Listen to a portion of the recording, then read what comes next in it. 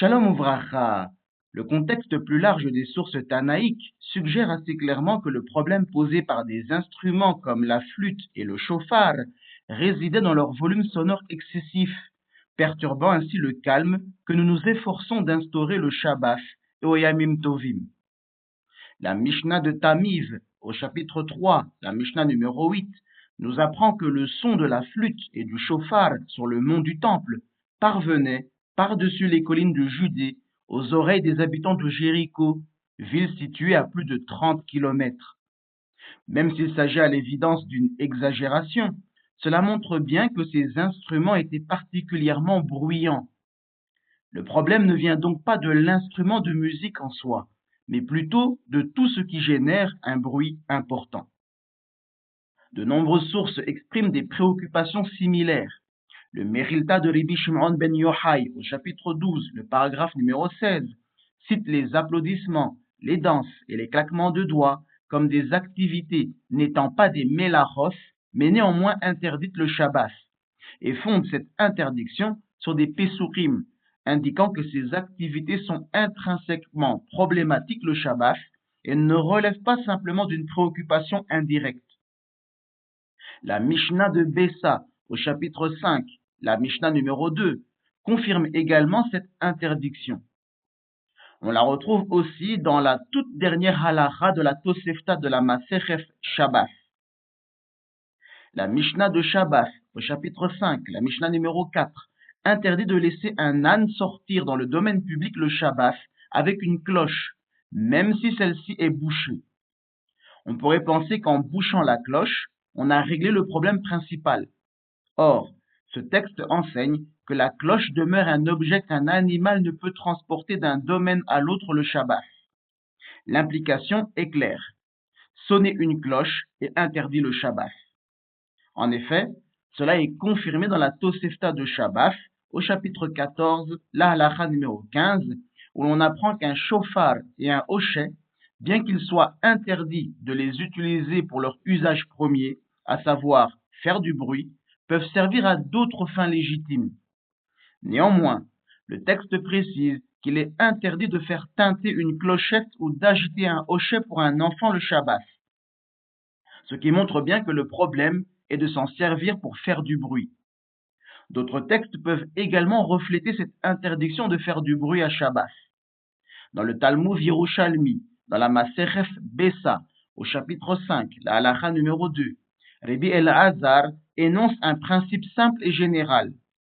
Kol mashmi'i kol asurin. Toutes les choses qui émettent du bruit sont interdites le Shabbat. Ce même passage de Yerushalmi témoigne à la fois de l'opposition persistante aux nuisances sonores pendant Shabbat et des efforts déployés pour limiter, contenir et potentiellement même lever cette interdiction. Rabbi Yona et ses collègues.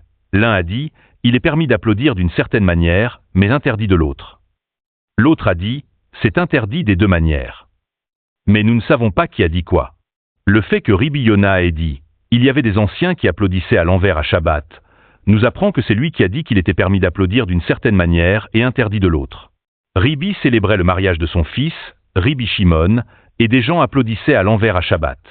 Rabbi Meir passait par là, entendit le bruit et dit, Maître, le Shabbat a-t-il été autorisé? Rabbi entendit sa voix et dit, qui est là pour nous donner des ordres chez nous? Rabbi Meir entendit sa voix et s'enfuit. Rabbi Elazar a dit, toutes les choses qui émettent du bruit sont interdites le Shabbat. Rabbi Shemuel ben Rav Yitzrek a dit, mon grand-père était le tapeur de la synagogue. Rabbi Hillel ben Rav Elem avait l'habitude de taper sur une chaise. Rabbi Hilla étudiait tard dans la nuit et, rentrant chez lui, trouva tout le monde endormi. Plutôt que de frapper à la porte un jour de Shabbat, il s'allongea sur une échelle. Rabbi Yirmeya avait coutume d'étudier avec le fils de Rabbi Yimi. Un matin de Shabbat, Rabbi Yimi alla le réveiller et se mit à frapper à la porte. Il lui demanda, Abba, qui t'a permis de faire cela? Au cœur de ce passage du Yerushalmi se trouve l'histoire de Rabbi Yehuda Hanassi Zer Tzadik Livracha, qui, avec d'autres confrères, applaudit à l'envers lors d'une fête de mariage donnée en l'honneur de son fils, Rabbi Shimon, un jour de Shabbat. Lorsque Rabbi Meir passa par là et entendit les applaudissements, il accusa les personnes présentes d'avoir transgressé le Shabbat, en raison donc de l'interdiction d'émettre du bruit à Shabbat. Rabbi Yona approuve la permission d'applaudir à l'envers pendant Shabbat, tandis que ses confrères rejettent une telle indulgence. Ces débats semblent porter sur la question de savoir si les interdictions tanaïques concernant le bruit émis à Shabbat concernent le bruit en soi ou s'il s'agit d'une manière particulière de le produire.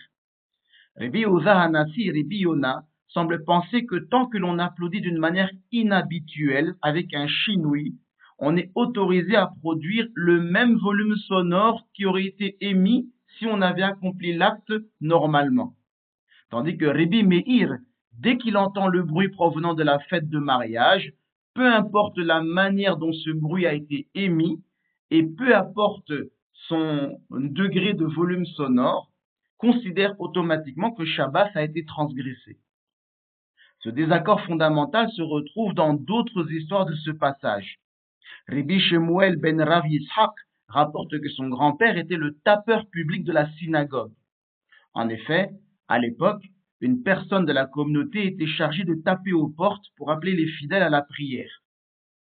Et apparemment, son grand-père le faisait également à Shabbat, sans donc se soucier d'une interdiction d'émettre un bruit. Et il est également rapporté que Rabbi Hillel, le fils de Rabbi Elem, tapait sur une chaise. Donc, lui aussi apparemment semblait ne pas tenir en compte l'interdiction d'émettre un bruit ou un son le jour du Shabbat. À l'inverse, Rabbi Hilla préféra une fois dormir dehors sur une échelle plutôt que de frapper à la porte pour réveiller les occupants et les inviter à entrer.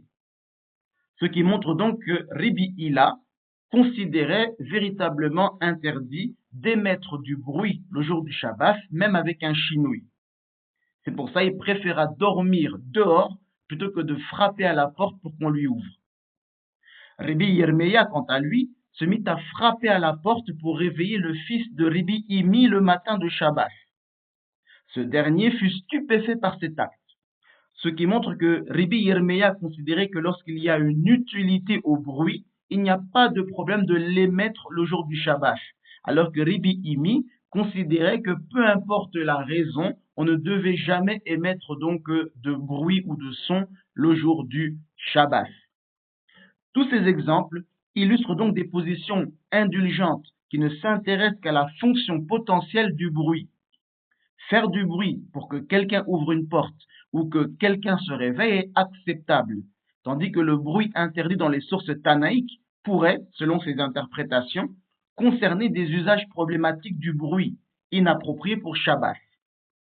Les avis plus stricts, quant à eux, semblent se concentrer sur le volume sonore lui-même, auquel cas, la manière dont il est produit ou son but importe peu.